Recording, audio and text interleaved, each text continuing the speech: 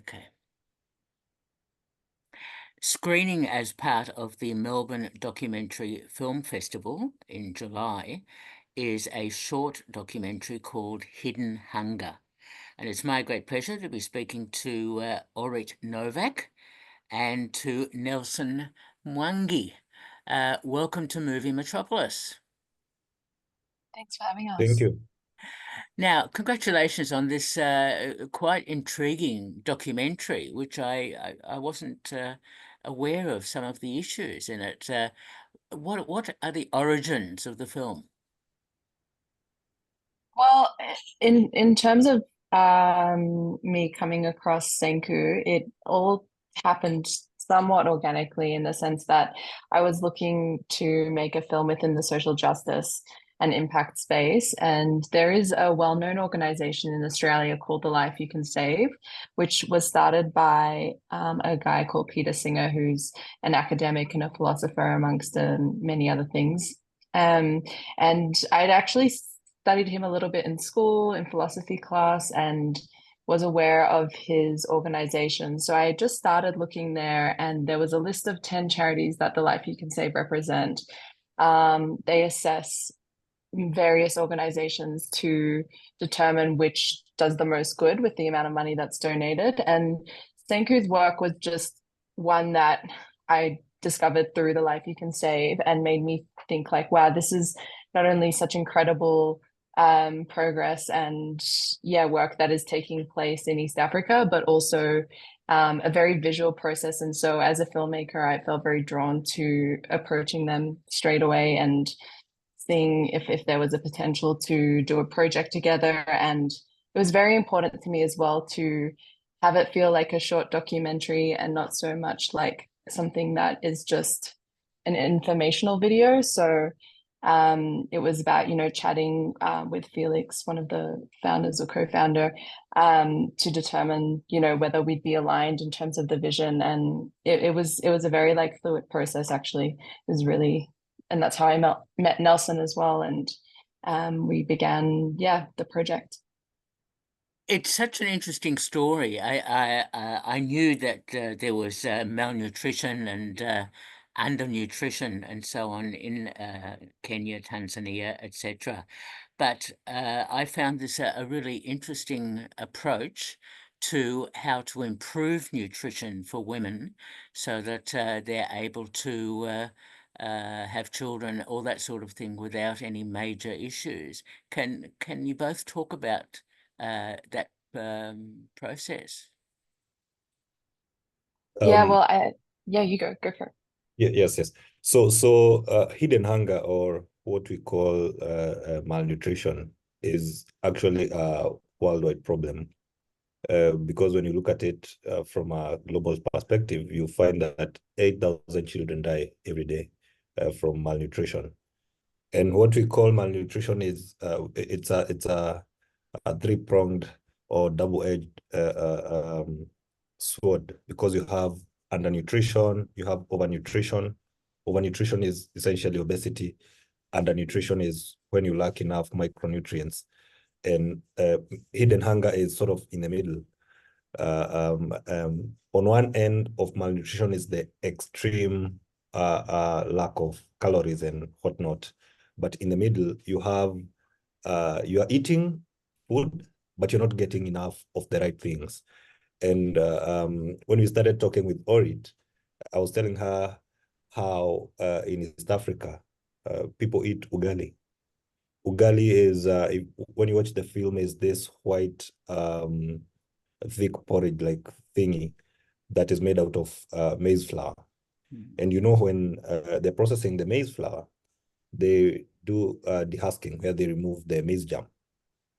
And once that happens, it's done for a number of reasons. And one of the reasons is, first of all, to make sure that the flour stays on the shelf for long. But also, there are people who consume it as it is. But at the same time, you find that ugali is just calorie rich. It doesn't have enough nutrients, and not many people can afford a balanced diet. So mothers, men, children, everyone will eat ugali at least once a day. Even myself, if I don't eat it today, I might eat it tomorrow. So it's really one of the ways. Food fortification is actually one of the cost-effective ways of reaching millions of people. There's no behavior change needed because already people are eating ugali, and you don't have to incur an extra cost when you fortify by industry. So a mother will not have to choose between this is fortified, this is not fortified. No, they'll just get it off the shelf, cook for their children, and they're good to go. Yeah. Ah, how interesting. So, Orit, tell me your involvement in directing the film and also in finding interviews. Yeah, well, I mean, I think I was very just to come off of what Nelson was saying, I was very drawn to the fact that it's yes, it is a problem that so many people are reliant on a meal that is not providing enough nutrients, but also the fact that it is actually like a wonderful part of the food culture. And when you watch the film, you can see that it's such an essential part to the way people connect with each other over food. And it is a dish that is shared within community, and children eat it together and they're taught manners during the process of eating. And so it was really important for me to also highlight the really beautiful aspects of the culture. And yeah, I mean, it was something that I was also guided by with Nelson and the team in Kenya and Tanzania in terms of what would be the best places to capture these scenes.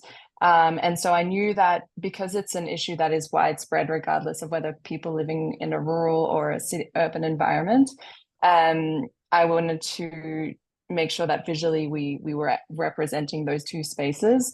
And so we started filming in Kenya, in Nairobi, in a kind of urban factory where there was a lead female miller. It was really important, I think, to highlight the female aspect of how many women are affected, but are also a part of the positive change that is taking place within their communities. So we filmed with the miller there in Kenya, and then as well in Tanzania, but in a more rural location. And so, yeah, just for me as well to be there as an outsider, but to see just how prevalent like the maize flour is and how big a part of the diet it is, I think I was able to really put a focus on that visually with the cinematography and like hopefully represent just how much of a part of the diet and the culture this food is. And so it was more like I had an idea of who I wanted to speak to, and then Nelson was the main person who was able to organize these interviews and reach out to the right people and guide me on who exactly to speak to, because we did have a short time for filming, and so it was important that we use that time really effectively. And yeah, which we definitely did. But yeah, it definitely would have been, I'm sure on Nelson's end, a bit of like a logistical thing to work out. So I'm just, yeah, very grateful that we were able to collaborate in that sense. Hmm. Well done on that, because it's in the short space of time of the documentary, I learned a great deal. And what is also interesting is the economic imperative. You'd think that such a simple change to the ingredients can have such a major impact. Yes, and I would like actually to speak to that. You know, they say when you invest in food fortification, you put in $1, you get about 27 in ROI. So you can imagine if we arrest the situation at this point, and you know, malnutrition, especially for women and children, because that's the biggest target. You find that if the mothers are getting enough to eat, or women of reproductive age are getting enough of the right nutrients, they give birth to healthy babies. Healthy babies mean they'll do better in school. They will do better in life because they don't have to miss work. And then at the back of it, as a mother, you don't have to spend days off work to tend to ailing young ones because they're already healthy, so they're not prone to diseases like diarrhea and the like. So at the family level, you are saving this mother the precious time that she could use to support the family economically, and also you are empowering this child to go into the society and be successful. And healthy children will also give birth to healthier children. So if we arrest the situation now, and that is why we are so passionate about fortification. When you arrest the situation now, you are saving generations in economic losses and also health. Yeah.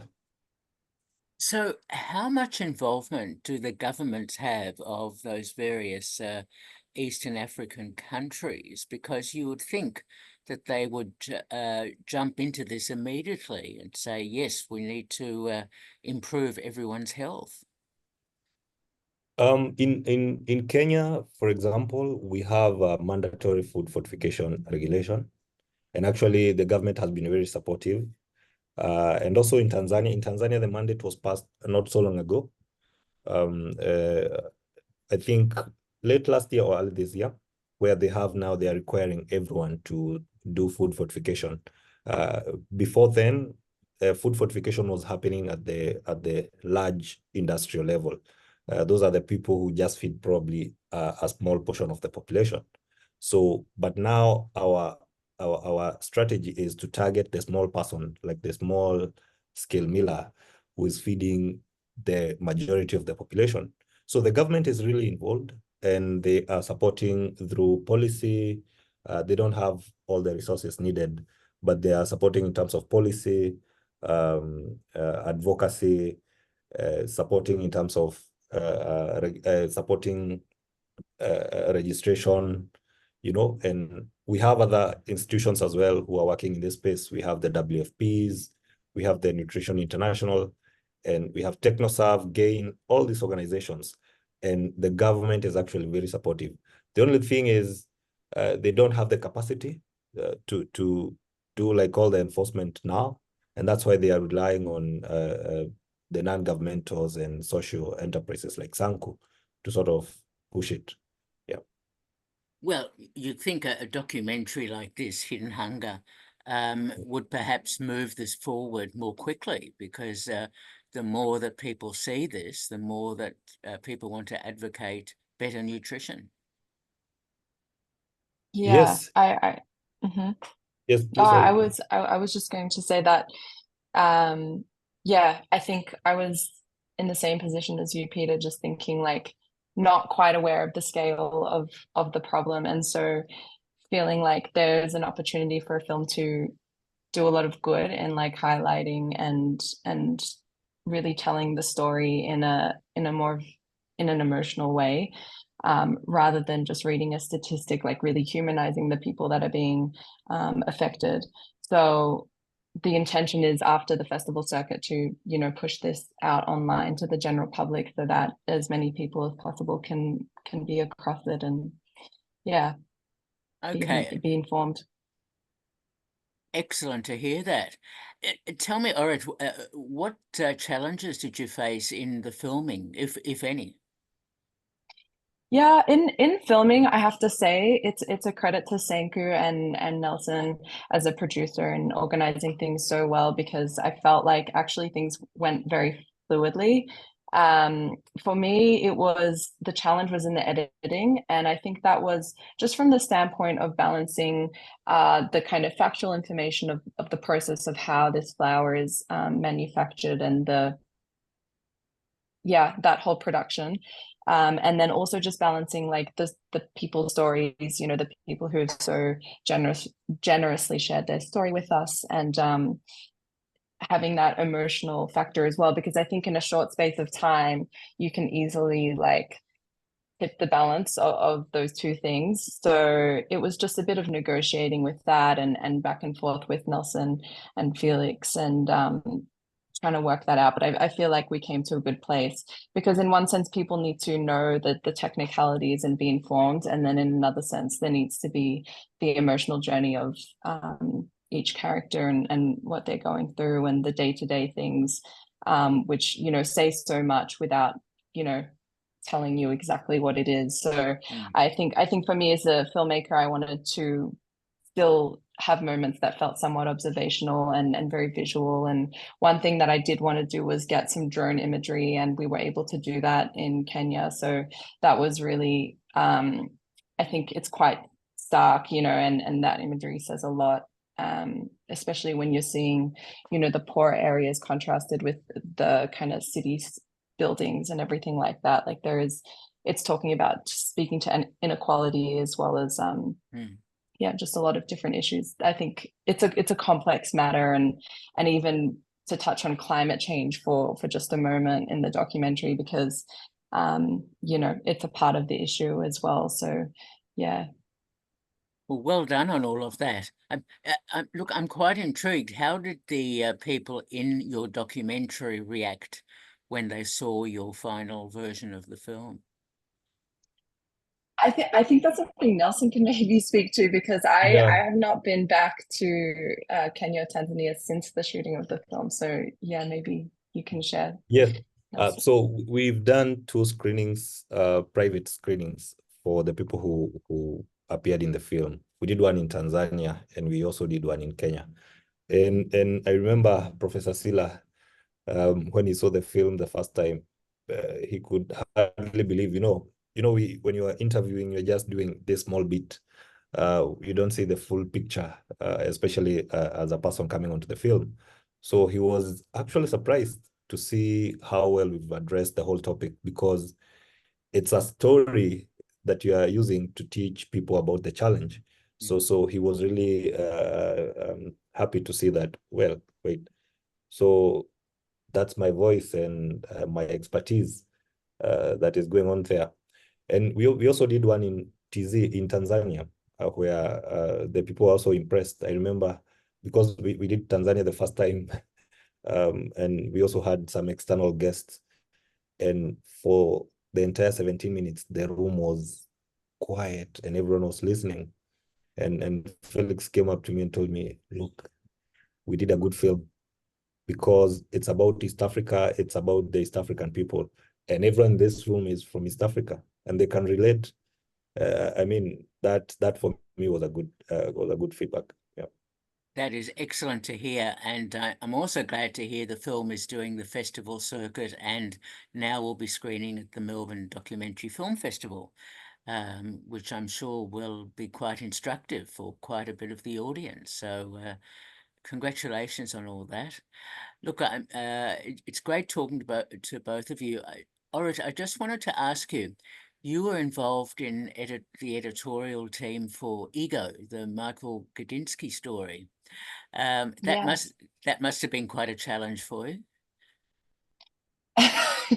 Yeah, it was. That was a pretty tough project, and admittedly I only came on for the last few months when they were wrapping things up, but it was, yeah, I think there were a lot of challenges to the workflow of that project in terms of the amount of archive footage that had to be processed and ingested. And I can definitely speak to the technical side of things more than the creative in terms of my involvement on that. But yeah, I mean, the editor did an incredible job, and yeah, it ended up being a really strong film. But it felt like up until the last moment, there was just more and more footage coming in. And as the assistant, I was having to, you know, process that and document it and make sure that it was clear for the editor that they knew what was going on. So yeah, a tricky film to make, but they pulled it off, and it's great that that story's been told. So yeah. Did Yes. you got to see it? Oh, yes, absolutely. I think I spoke to one of the producers, so it's it's a very good film. Nelson, I just wanted to ask you, are you involved at all in filmmaking? Actually, this was my, I would say, my maiden film. But in the past, when I was in school in campus about 10 years ago, I interned at the Directorate of Film Services here in Kenya. Yeah. So what we were doing at that time is sort of the DFS was tasked with recording or creating, or what I would say, recording Kenyan culture or anything peculiar or just something to document about the country. And so one of the things we did was we covered the Kenya cycling team. At that time, I didn't even know we had a cycling team. It's based out of one of the highland areas where athletes train. So we did a short film with the team, and that's when I would say I did like my first production, because I was there witnessing everything, going out into the field, following all those things up. And then as part of the training, because it was essentially a training part of the school curriculum, so we did a short film as part of an assignment, which we focused on street children in one of the cities in Kenya, where we were based in Eldoret. So now to come back years later to see to get into production full time in such a film, I mean, that was good. And as I'm sure Orit has mentioned, we are working also on looking at another short film or a full documentary here in Kenya, where we are looking to explore the impact of climate change and some of the, especially amongst the pastoralist communities in northern Kenya. So it's still something in development, probably until next year. That's when we might see something on the screen. Yeah. Looking forward to it. I'm sure it'll be very interesting for both of you. Look, it's been a pleasure talking to both of you. We've been speaking to Orit Novak and Nelson Mwangi, who have produced this documentary, Hidden Hunger, which is screening as part of the Melbourne Documentary Film Festival in July. Thank you so much, both of you, for talking with me. Thank you. Thank you. Thank you so much. All the best. Bye-bye.